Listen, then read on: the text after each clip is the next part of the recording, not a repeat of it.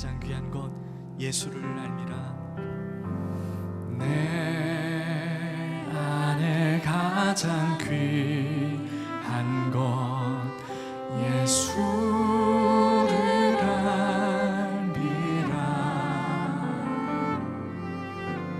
그 은보다 더 귀한 것 예수를 알미라. 세상 지식보다 귀한 것 예수를 알미라. 내 안에 가장 귀한 것 예수를 알미라. 예수의 이름, 예수의 이름 존귀한 그 이름 예수. 지나치게 작은 것에 우리가 연연하지 않고 주님의 관점에서 우리의 삶을 다시 볼 수 있는 거듭남을 주님 오늘 허락하여 주십시오. 내 안에 가장 귀한 것 주님을 알미라. 내 안에 가장 귀한 것 예수를 알미라.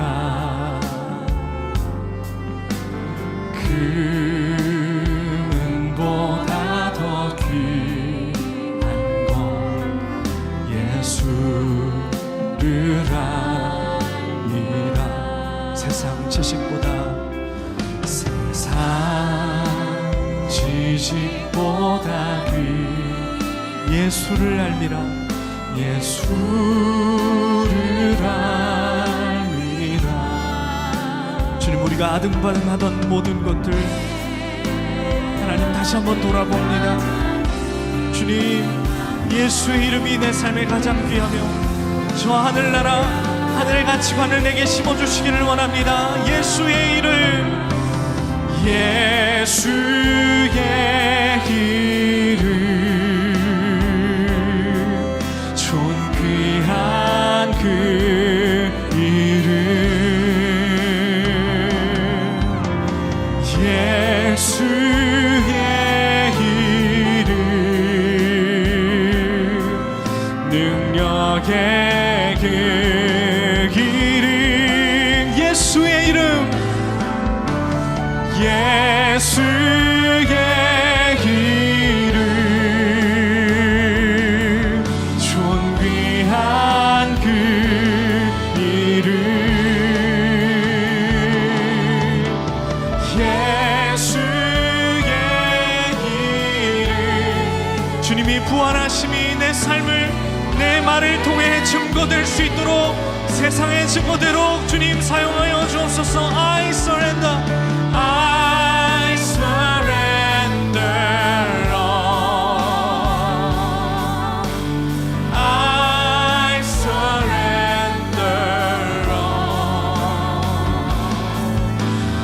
all to Thee, my blessed Savior. I surrender.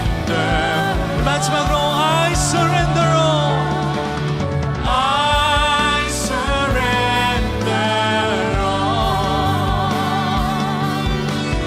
I surrender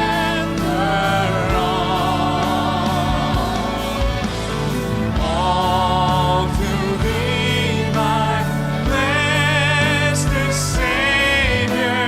I surrender all. 주님께 우리 박수로 영광 돌리며 우리의 삶을 올려드립니다. 내 안에 계신 주님, 내가 내 아버지 집에 있어야 될 줄을 알지 못하셨나이까. 누가복음 2장 49절. 주님의 유년 시절은 미성숙한 남성의 모습이 아니었습니다. 주님의 유년기는 하나님 아버지 앞에서 영원한 사실입니다. 나는 거룩하고 흠없는 하나님의 자녀로서 나의 주님이시며 구세주이신 예수님과 하나 되어 있습니까? 나는 나의 삶이 아버지의 집에 있어야 하는 줄로 생각합니까? 내 안에 있는 아버지의 성전에 주님이 살아 계십니까?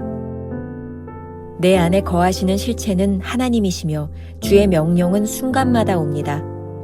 나는 언제나 실체 되시는 주님과 연합된 가운데 있습니까? 아니면 무언가 잘못될 때만 기도하며 나의 삶 속에 방해가 있을 때만 기도합니까? 여러 다른 사람들이 아직 터득하지 못했을지라도 나는 주님과 거룩한 교제 가운데 일치하는 법을 배워야만 합니다. 나는 나의 아버지의 일에 모든 마음이 가 있습니다. 아버지의 집에서 순간순간을 살아야 합니다. 이제 이 모든 깨달음을 당신 개인의 상황에 적용해 보십시오.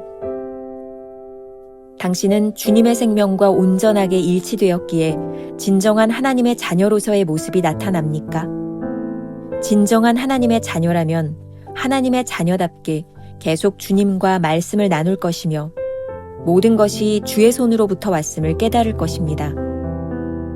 영원한 아들이신 주님께서 당신 안에 있는 아버지의 집에 거하고 계십니까? 주님의 사역을 통한 은혜가 당신을 통해 가정과 사업과 친구들에게 흐르고 있습니까? 당신이 지금 경험하는 일들을 왜 당하는지 의아해 본 적이 있습니까? 이는 당신을 거룩하게 하시려는 하나님 아버지의 섭리 가운데 하나님이 당신으로 하여금 주님과 깊은 관계를 맺게 하시려고 허락하신 일입니다. 따라서 발생되는 모든 일들을 주님의 섭리 가운데 의탁하고 주님과 온전한 하나됨을 유지해야 합니다. 주님께서 당신 안에서 당신 대신 살아가실 때 당신의 삶은 생동력 있는 단순한 삶이 됩니다. 주님께서 이 땅에 계실 때 사람들 사이에서 역사하고 살아가셨던 모습이 주께서 당신 안에서 살아가실 때 당신을 통해서도 나타날 것입니다. 김병삼 목사의 매일 만나 365, 오늘은 8월 7일 내 안에 계신 주님이라는 제목으로 말씀을 나누겠습니다. 첫 번째, 주님 내 안에, 그리고 주님 하나님 안에. 오늘 묵상에서 우리가 주의 깊게 보아야 할 구조가 있습니다. 예수님의 유년 시절을 생각해 보십시오. 오늘 본문 누가복음 2장 49절에 나와 있는 것처럼 주님이 아버지 안에 계셨다는 것은 변할 수 없는 사실입니다. 그런데 그 주님이 공생애를 사시면서 요한복음 15장 포도나무 비유를 통해 나의 안에 거하라 라고 명령하셨습니다. 주님이 언제나 아버지 안에 거하시는 분이었다면 주님을 모시고 사는 우리 안에도 아버지께서 거하고 계신지 물어보아야 합니다. 챔버스의 질문입니다. 내 안에 있는 아버지의 성전에 주님이 살아계십니까? 이재훈 목사님이 쓴 그리스도께서 내 안에, 내가 그리스도 안에에 보면 이런 구절이 있습니다. 가지의 정체성은 무엇입니까? 나무에 붙어 있는 것입니다. 나무와 가지가 붙어 있는 것만큼 긴밀한 연합은 없습니다. 같은 DNA를 가진 나무로부터 가지가 파생된 것처럼 우리가 그리스도 안에 있다는 것은 무언가 새로운 것을 하는 게 아니라 우리가 원래 있어야 할 위치에 있는 것입니다. 그리스도를 통해서만 우리 존재의 근원이시고 우리를 창조하신 하나님께로 돌아갈 수 있기 때문입니다. 마땅히 있어야 할 자리로 회복되는 것입니다. 이제 우리가 기도하는 것과 아버지가 우리 안에 거하시는 것이 어떤 의미인지 생각해 보겠습니다. 우리는 언제 기도하나요? 혹시 우리 삶에서 뭔가 잘못되었거나 장애물을 만났을 때만 기도하나요? 그렇다면 우리가 하나님 안에 거하고 있지 않다는 증거입니다. 만일 하나님께서 내 안에 계시다면 그분의 말씀과 명령이 매 순간 우리에게 다가오지 않겠습니까? 그런데 기도할 때만 이런 것을 느낀다면 하나님과의 관계가 문제가 있는 것이 확실합니다. 챔버스는 말합니다. 내 안에 거하시는 실체는 하나님이시며 주의 명령은 순간마다 옵니다. 주님께서 당신 안에서 당신 대신 살아계실 때 당신의 삶은 생동력 있는 단순한 삶이 됩니다. 로렌스 형제의 하나님의 임재 연습에서도 이와 동일한 이야기를 하고 있습니다. 하나님의 임재 연습은 기도 시간뿐 아니라 규칙적인 일과 시간에도 똑같이 적용되었네. 하루 종일 매 시간 매 분마다 나는 하나님 생각으로부터 나를 떼어놓으려 드는 모든 것을 내 영혼 바깥으로 몰아냈다네. 내가 하나님과의 동행을 시작한 이후로 그 연습은 매일의 일과가 되었다네. 물론 그 연습이 주춤주춤해지고 굵직한 실수들로 얼룩지는 시간들도 많았지만 나는 아직도 이 과정을 통해 커다란 축복을 누리고 있다네.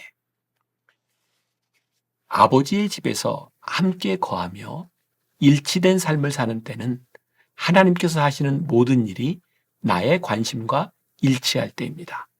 이때 우리는 기도의 응답보다 하나님의 뜻을 따라 살기를 구하겠지요. 그렇게 되면 응답되지 않는 기도 때문에 불안해하기보다는 하나님이 인도하시는 거룩한 뜻을 찾기 위해 기도하며 더욱 하나님께 가까이 나아갈 것입니다. 우리가 기억해야 될 한 줄 노트. 우리가 하나님 안에 거하고 있다는 증거는 하나님의 관심과 우리의 관심이 일치될 때입니다.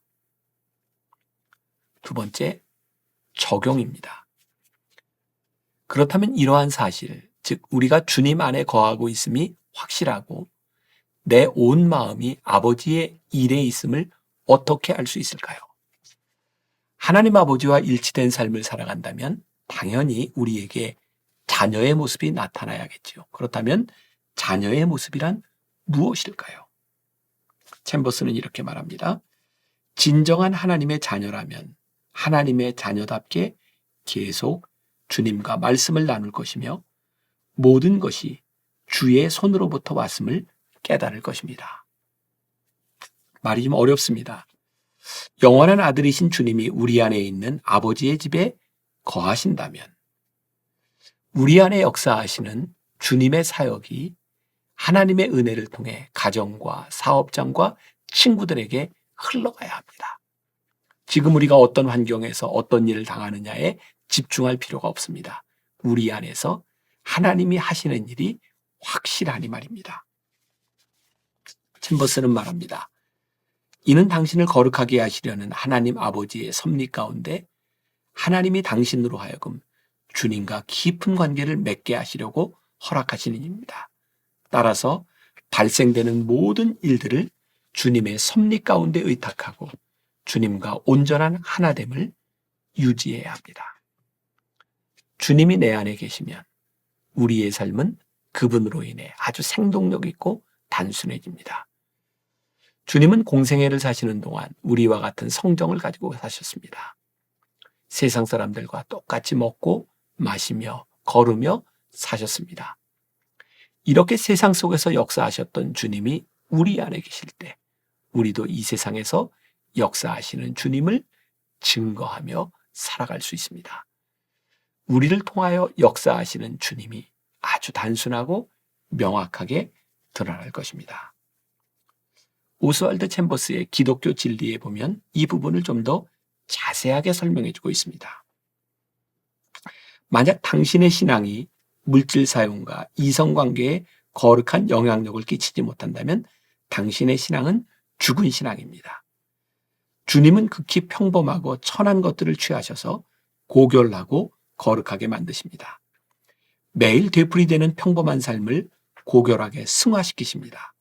복음의 능력은 가장 평범한 일상에서 주님의 손길을 경험하는 것입니다. 비천한 것이 악한 것은 아닙니다. 소박한 것이 깊이가 없는 것도 아닙니다. 먹고 마시기, 걷기 등은 일상의 소박한 부분일 수 있습니다. 이 모든 것은 하나님께서 정하신 일입니다. 예수님도 이러한 일들을 하며 사셨습니다.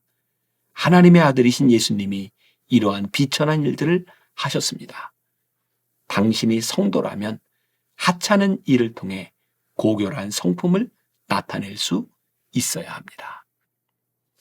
내 안에 주님이 계실 때 나의 삶을 통해서 하나님의 거룩함이 나타납니다. 주님이 살아가셨던 모습이 나의 살아가는 모습 속에서 나오는 것이 바로 성도의 삶입니다. 우리가 기억해야 될 한 줄 노트. 이 세상에서 역사하셨던 주님이 우리 안에 계시면 우리도 이 세상에 역사하시는 주님을 증거하며 살아갑니다.